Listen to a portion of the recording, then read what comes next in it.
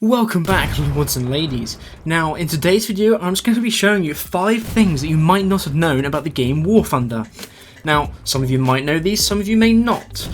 But if you don't, leave a comment below, saying if you learned anything new, and if any of these were useful to you. But let's get straight into the video for number 1. Number 1. Banning loading screens. Now yes, in War Thunder, you can ban loading screens, and no, you don't need premium, and no, you cannot just only ban one. You can ban as many as you want, and for free. You don't need premium, unlike the banning maps.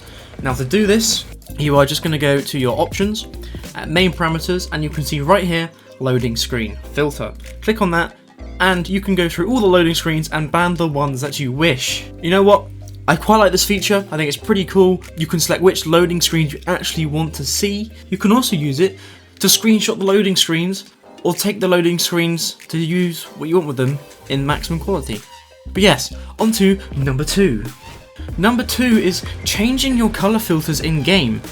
Now, if you see my streams or my YouTube videos, you might notice that my game is a bit desaturated. And me personally, that is what I like, but you can also do this and change the colours to something that you like better than the original. Now what we're going to do is go back to our options again, and at the bottom we can see Post FX settings. We're going to click that, and you can see we can change the colour correction from default to none, to contrast, to full colours, to film, to desaturated, to anything else. Now, my 2 favourites are desaturated and film. Different people prefer different things, and some people get different advantages out of different things. You can also change the sharpness and the tonal mapping if you want to mess around with that. But that's how you change the colour filters in War Thunder. On to number 3. Number 3 is using custom user-made sites. Now, you can see on my Challenger 2, I have a custom site, which is as close as I could probably get to the real Challenger 2. Now, okay, you may be saying, that's not very useful, there's no distance markers on it. That's fine, I'm aware at how well the shell aims. Anyway, you can also do this for yourself. What you're going to need to do is go to options, you're going to go to common battle settings, in the tank of your choice, the one that you want the custom site for, use alternative site grid and add a grid site. It will then go into your War Thunder's main directory under user sites and the name of the tank. Now, all you have to do is download a site for this vehicle off of War Thunder Live, or create your own if you know how to do that, and put it into the folder of the tank of your choice.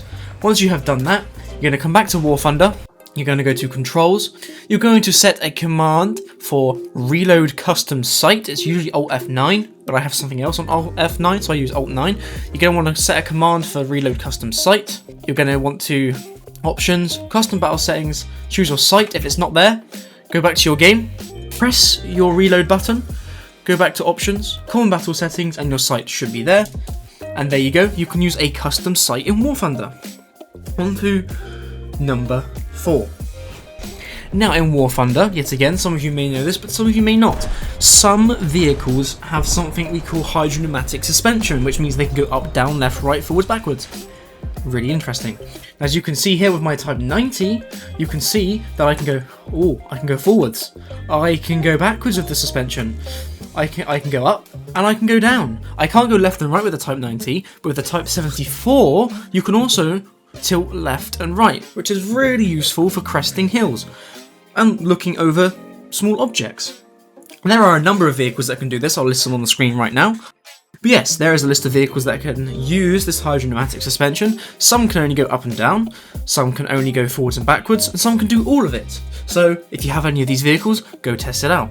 If you want to use your hydropneumatic suspension, you're going to want to come to controls and go to suspension control, and then you're going to want to assign controls to incline backwards, incline forwards, incline right, incline left, decrease clearance, increase clearance, and center suspension. Center suspension will reset it back to its original setting. But yes, you can mess around with the suspension on your tanks in War Thunder. Moving on to number 5. And lastly, for number 5 of things you may not have known about War Thunder is you can actually control your machine gun separately to your turret in this game. Yes, you can. So, as you can see here, I am now controlling my commander's machine gun, or the RWS remote weapon system, without moving my entire turret. And also when I go into the site, It's also the sight for this RWS instead of the tank's gun sight, which also on the Challenger 2 has thermal. Dun dun! We're gonna go back to this and we're gonna switch back to our main turret, and you can see the machine gun resets back to this. So, how do you do this? You're going to want to come to your controls, you're going to want to go to weaponry controls, you're going to want to assign a button for select machine gun. This will select your machine gun and let you control it individually from your turret. Is this useful? Most scenarios, no. But you can use it to shoot down planes if that's useful for you, or if you're playing simulation and your commander binoculars don't have thermal, like the Challenger 2, you can use this RWS as your makeshift commander binos, because they actually has thermal. And then to reset your selection or go back to the main turret, just assign a control to reset weapon selection, and there you go. You can control machine guns separately in War Thunder. Anyway, I hope you guys enjoyed today's video. I hope you learned something new about War Thunder, maybe something you didn't know already. Whether it's useful or not, I hope you learned something. So leave a comment below if you did learn something, and if you have any suggestions for the next video. But I hope you enjoyed, and I'll catch you in the next one. Peace out, guys.